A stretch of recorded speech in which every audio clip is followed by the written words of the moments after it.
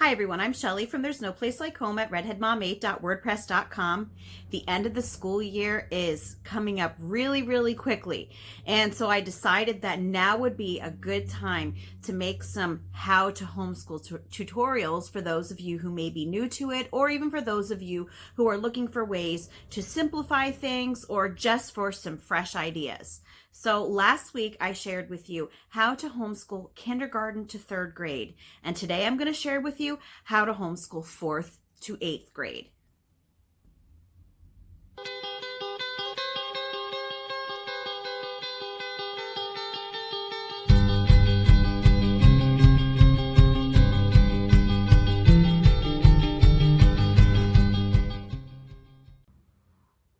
You know, one of the most common misconceptions that I come across in the homeschool community, especially by newer homeschoolers, is the idea that you have to replicate school at home in order for your children to learn adequately. And that couldn't be further from the truth. Just as an adult would not likely go out and buy themselves a textbook to help them learn a new skill, kids don't need to learn everything from textbooks either. The beauty of homeschooling is that we don't have to do things the way that the classroom does. We don't have to form an assembly line learning that happens in the traditional schools. We can actually tailor our children's education to meet their needs, and we can also take advantage of the many different ways that there are to learn that are likely to gain your child's interest and will help them to retain their learning better. So last week when I did touch on homeschooling kindergarten to third grade, I talked about some basic things that you could do with your children at that age that will help them to learn. And those things, if you have not seen that video, I will actually bring over right into this video as well. You can continue to use these skills with your older kids. I'm just going to give you a brief synopsis of what these things are. If you want to learn a little bit more in detail about it, I suggest that you would just watch my video that I did last week for kindergarten to third grade, even if you don't have a child who is that young. If your kids are older, if you really want to know more about the things that I'm going to talk about right now, you might want to just check that out because you'll get a better idea of it, because otherwise this video will be really long if I go over everything again and then add more to it, and I'm sure that you don't want to sit through an hour-long video. So the first thing that I talked about in that video, and that carries over to this video, is to focus on the 3 R's with your kids. 3 R's are reading, writing, and arithmetic. If there were ever a time that you would want to use structured learning with your children, this is really the time that I would suggest that you do it. It would be for the reading skills, writing skills, and math skills, because of course they are foundational to all learning, and having a good grasp on those, of course, is going to help your children to be able to learn all of the different subject areas. Next is just to maintain a learning-rich environment in your home. Make sure that you keep lots of really interesting things around your house that your kids are going to want to explore, or they might want to create things with them, or it might inspire them to learn about things. Keep puzzles around your house, or Legos, Play-Doh, art supplies. The lists go on, and really just tailor it to your child's interest, but try to keep your house a place that they are excited to be, and a place where they are excited to learn no matter what time of the day it is, whether you are in your homeschool time or not. So another thing that you want to make sure that you do with your kids is to read some more to them. Reading is so foundational to our homeschool. So much of my kids' learning happens through our daily read alouds. And yeah, read alouds are something that I do with my kids every single day, all the way up. Even my 9th grader listens to read alouds yet. And you know, it is so important when your kids are younger, like in kindergarten to third grade, that you read aloud to them. But I really encourage you to continue doing this as your kids get older, because it is such a great bonding experience, and you would be amazed at how much better my kids have been able to grasp certain concepts when we are introducing them through maybe historical fiction or through some a really exciting book, rather than having them just sit down and do a lesson in a textbook. So another idea that I also included in kindergarten to third grade is to include your child in your day-to-day responsibilities. You know, so often the things that we parents look at as just being mundane tasks that we have to do, a lot of kids really find interest in them. It is something new to them. It's not something that they've been doing for decades like we have. So yes, of course, Have them help you around the house. Show them how to do laundry, show them how to sew, show them how to cook, how to bake. Take them with you to the grocery store. Have them help you make the grocery list and figure out exactly what you need for certain meals. Have them weigh certain foods and explain to them how you figure out the cost of them. Take them to the bank with you. If you're going to buy a new car, take them there with you. Kids will learn so much through life that they would never, ever in a million years learn just in the pages of a textbook. And the last thing that I shared in the kindergarten to third grade that is going to move on through with this age group is visual media in moderation. I know that a lot of people don't like having their kids watch TV, and I agree. There's a lot of stuff on TV that I don't want my kids to watch. I don't even have cable. But there are some really great shows out there that you can have your kids watch that might supplement anything that they are learning about. There are so many great documentaries. There are great children's shows. Now, you are in this day and age, you have to watch even some of the children's shows, but some of them that I can vouch for that my kids really like are Magic School Bus. They really like the Who Was show, and I haven't found anything objectionable in these shows yet. But you really, as the parent, you want to go out there and see what it is that you think your kids would be interested in, and I would just keep an eye on it and make sure in this day and age, I'm going to say that again, that it's something that you're comfortable with your kids watching. But yeah. Visual media in moderation is something that you really can use in your homeschool, and it can add life. A lot of times if a child is learning maybe about the Civil War, just reading about it might be one thing, but if they actually see it on a screen in an appropriate movie that they will be interested in, it could really make things click for them that might not have otherwise happened. So now I'm just going to move on, and I'm going to add some things that I did not have in the kindergarten to third grade video.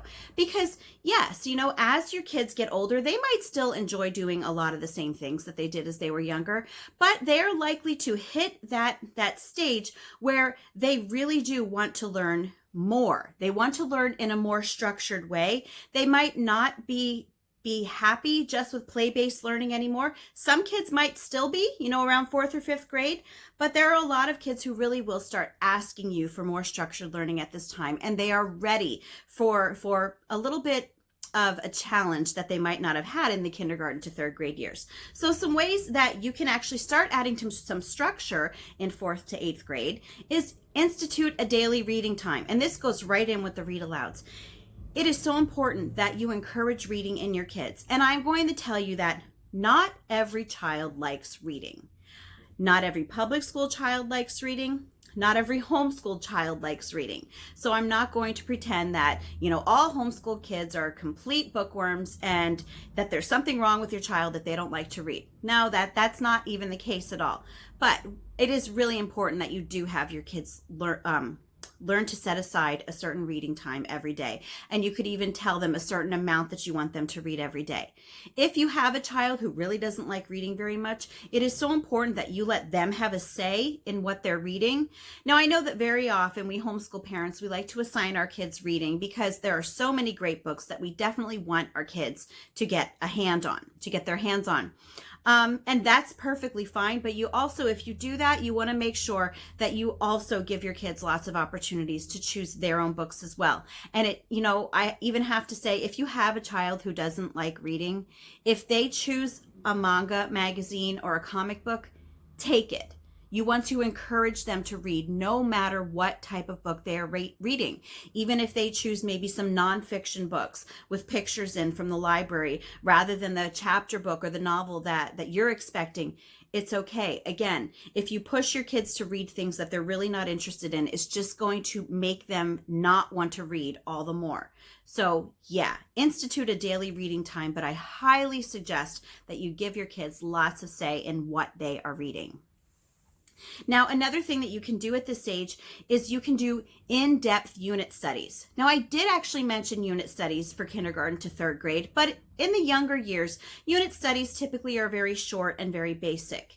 In 4th to 8th grade, you can really start adding so much of the good stuff in unit studies. So many of the hands-on activities, experiments, different documentaries. There can be even salt dough maps. There can be field trips. The list just goes on and on and on with the ideas for unit studies. And they can last 2 weeks or they can last 12 weeks or even longer. Again, it's really up to you. It's up to how much interest your kids have in it. But the nice thing about unit studies is that they are cross-curricular. They completely remove the need for you to have any sort of curriculum other than language arts and math. So if you have a language arts curriculum and a math curriculum, if you add in a unit study, which I have to add, unit studies are also made for multiple ages, so you can use them with several kids at once. For example, my middles group is actually from 4th to 9th grade. And yes, they all do their unit study together because unit studies are written to be multi-level. And it is such a nice way for them to learn that is not, just them reading out of a textbook and doing the lessons in the back. So unit studies can easily cover history, social studies, science, sometimes math, sometimes language arts, art, music, physical education. They will give you ideas for field trips. Unit studies they're so cost effective, and they, again, are such an interesting way for your kids to learn that does not have to come out of the more schoolish method that you would expect, your neighbor down the street to be learning from. So another idea is really at this age, take full advantage of your library. There is so much more in your library besides books. There are free classes, there are story hours, there are game nights, book clubs. Just look at your library website. Every library is different, but all of them really do have at least a wide variety of activities for kids. So look into it. See what it is that your library has. Some libraries even offer musical instruments that you can borrow. I know that ours does not do that. I would love if they did. They don't, but I know that I've heard people say that there are libraries who do that. And if they don't let them take them out, the kids can at least play them in the library itself. There are also other libraries that will let you borrow games. Our library used to do that. I think that they got to a point where there were too many people not bringing the games back, so they stopped doing that. But there are still some libraries that you can bring games home, not just books. And, of course, there are DVDs, there are audiobooks at the library, and there are even CDs with music on them. Now another idea, now this is actually moving a little bit further when I mentioned maintaining a learning rich environment. When your kids are older, you can really stock up on supplies so that they can do some experimenting. Fill your kitchen up with all kinds of household items that your kids can actually play around with, and they can actually witness chemical reactions happening to them. Let your kids have a little cabinet where there is baking soda and vinegar, baking powder, different types of vinegar, because you don't know if there are different reactions, salt, flour. There are so many things that your kids can create. Cornstarch. Yeah, there's this really cool thing that my kids made called oobleck, and I know that they needed cornstarch for that. And if you give your kids their own little area in the kitchen where there is a cabinet with things that they can use anytime that they want, they are bound to want to experiment with those things. And that also goes with just keeping your house, as I mentioned earlier, stocked up with all kinds of interesting supplies, whether it's art supplies, craft supplies, paper. Just follow your kids' interests. And it is really at this point that I will tell you, YouTube has really awesome experiments that your kids can replicate. And a lot of them are just using household items. And, what has happened with my kids, at least, is that very often they will start doing the things that they see on these YouTube videos, and then they will start doing things on their own where they kind of make changes, and they make it something their own, where they get the idea. The source is YouTube, but they actually are able to branch it out and start new things with it just from watching one little video. One of my daughters, she used to love watching the videos where the people made the claw machines, where it would reach down and get the little animal or whatever. My daughter was constantly making claw machines, how old was she when she was doing that? Probably around 11 or 12 years old. If you would have gone into her room, there were just boxes everywhere of claw machines. And on top of that, she would also make candy dispensers, very often using boxes, sometimes using bottles, but her candy dispensers would actually dispense candy when you would insert coins into them. So it was really cool. And yes, these were ideas that she got from YouTube. So again, YouTube is a fantastic source if you as the parent are watching what your kids are actually viewing on there. Pinterest is also another place to get really good ideas for your kids to do hands-on activities around the house. Now, I mentioned this earlier, but I'm going to say it again. Field trips are a fantastic way for kids at this age to learn.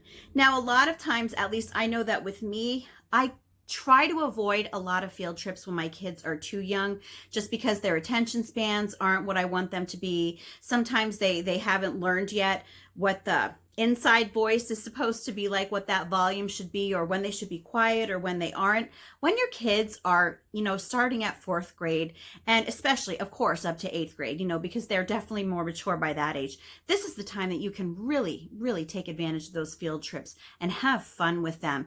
The living history museums are fantastic. Taking your kids to the ballet or to see the symphony, taking your kids to a museum when they finally understand that they can't touch anything unless it tells them that they can.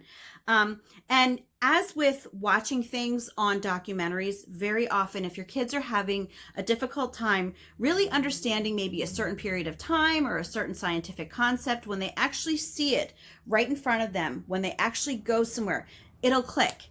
And it will bring new meaning to them, and it will bring them new memories, and it will help them to actually retain the learning so much easier because they have that field trip to connect to it. And the last thing that you can really start to incorporate at this age, notebooking. And if you've been here to my channel before, you probably guessed that I was going to bring this up. Notebooking is a fantastic way for your kids to learn. It is a fantastic way for your kids to just learn to write and learn to write without hating it. If you are not sure what notebooking is, I will leave a playlist in the description box below, because I could go on and on and on about what notebooking is, but I've already done that in dozens of videos. So you can watch those for sure if you'd like to. I even have all different types of notebooking. What notebooking basically is, though, is having your kids write about something that they've learned in any way that they want. There are printable notebooking pages that you can get. It used to be called notebookingpages.com. It is now called productivehomeschooling.com, but it's the same notebooking pages. You can print those up and you give them to your kids, and you just ask them to write about something that they learned that day. And it doesn't have to be in any specific format. You don't have to tell them. It can only be, a written narration, or it has to be a descriptive paragraph, or it has to be a biography. Give your kids the opportunity to choose how they want to write. If they want to write a list of things that they learned, let them do it. If they want to write a comic strip to incorporate things that they learned that day, let them do it. If they want to draw a really detailed picture, especially if they are still a little bit younger, and aren't really able to write really long paragraphs yet, if they want to draw a really descriptive illustration that still demonstrates something that they learned, they can do that as well. There are so many different ways that your kids can demonstrate their learning through notebooking. And it is so much more interesting and so much more exciting than just filling out boring worksheets or filling out chapter review questions or filling out the multiple choice questions at the end of a section. Notebooking is something that, instead of your child demonstrating what they don't know, which is very often what happens, like in quizzes and multiple choice reviews at the end of chapters, notebooking will help your child to demonstrate what they do know, what they remember. And that really does help things to stay a little bit more positive. So with all of this being said, I am going to give you a quick glimpse of what a typical day around this age could look like. Now, I want you to remember this is just an example. It's just to give you ideas, and you should never try to completely make your homeschool exactly what someone else's is. I'm just going to tell you that right now. So as I show you this little synopsis of what your homeschool days could look like for 4th to 8th grade, I want you to remember, keep this for ideas, but don't ever think that you have to, like, it's not written in cement. Okay. Okay, so here is just a little example of what your homeschool day could look like with your 4th to 8th grader. And the reason that I actually entitled this structured learning time is because it is so important that you remember that your kids are learning all the time. If they are awake, they are learning. So I don't want you to think that your kids are only learning in the time that you are spending doing their actual school lessons with them. They are learning constantly. So don't ever let time become an issue when it comes to your kids learning. So anyway, with your structured learning time with your kids, you could do a read aloud or give them silent reading time, and that could maybe last for 20 to 30 minutes a day. Very often my kids, our read aloud time will last sometimes even closer to 40 or 45 minutes, but that is just because I've been doing read alouds with my kids a really long time, and it's something that we have grown into. We were not able to read for that long when we first started. So really you can just gauge that to what your kids can handle and what you all enjoy doing together. So then you can do the 3 R's, what I was talking about earlier, reading, writing, and arithmetic. And depending on your child's age, depending on how well they understand a certain concept, that could take possibly around 20 to 60 minutes a day. And after that, you could do activity time, which might include unit studies, projects, science experiments, notebooking, or even lap booking. And I will leave a link to what lap booking is in the description box. I didn't really talk too much about it in this video, but if you're interested in what lap booking is, you can check that out just by looking in my description box. And your kids can spend probably about 30 to 60 minutes doing any of those things that I just talked about. So again, you could start out your day with a read aloud and then some silent reading time, having your kids do 3 R's, and then just doing activities together. After that is finished, your kids can have so much time to spend on unstructured learning that school children just don't have the opportunity to do these things. But all of these things are just as important as the structured learning that you are doing with your kids. So some of the things that your kids can be doing in their unstructured time is playing, drawing, crafting, going outside to play, helping around the house, watching interesting and educational movies or videos, going on field trips, attending library programs and or visiting the Choose books, and continuing with science experiments or other activities that may have caught their interest. So as you can see, a lot of these things are what I talked about in this video, things that you can incorporate into your homeschool. Very, very often, the things that you can actually use to help your kids learn are things that they're going to want to do in their free time anyway. So they'll be doing it whether you schedule it in or sometimes they can choose just to do this on their own. But I think it's really, really important that you understand that playing is learning, drawing is learning, crafting is learning, outside play is learning. All of these things involve exploration. They involve helping your kids learn to express themselves. And I think that these activities in kids' lives very often, especially in educational settings, they're kind of pushed aside like they don't matter. But even at this age, even when kids are older, they will learn so much better by actually doing. They learn by doing, and they will learn by actually having the time to pursue things that are of their own interest. So anyway, I just really wanted to bring that across to you. So again, lastly, I just want you to remember that this is just an example of what a relaxed homeschool day might look like. Only you know your family and what everyone's individual needs and strengths are. Keep in mind that as you're planning your days. So most importantly, remember that your role as a homeschooling parent is to give your children the tools and experience they need to become independent and vibrant learners, because ultimately that is what homeschooling is all about. You don't want to worry about pouring knowledge into your kids. You want to give them the tools so that they know how to do it themselves. And most importantly, you want to give them that curiosity. You want them to want to learn. And I'm hoping that that's what I'm instilling in my children. And I'm hoping that I can help you to learn how to do that with your kids as well. Anyway, that's all that I have for you today. If you like this video, give it a thumbs up. If you haven't subscribed yet and would like to hear more of what I have to say, I would love if you would do that. If you have any questions or comments, you can probably not leave one down below. I'm so used to saying that, but YouTube disabled my comments a while back, and I honestly don't think they're ever going to turn them back on. So if you would like to leave a comment, I will leave my Instagram link, and you can always just talk to me over there on Instagram. I'm on there quite a bit, more than I probably should be. Also, if you like my work and would like to check out my Patreon page and see what rewards I have for my patrons there, I will also leave that link. There's going to be lots of links in the description box, and I hope you have a great day.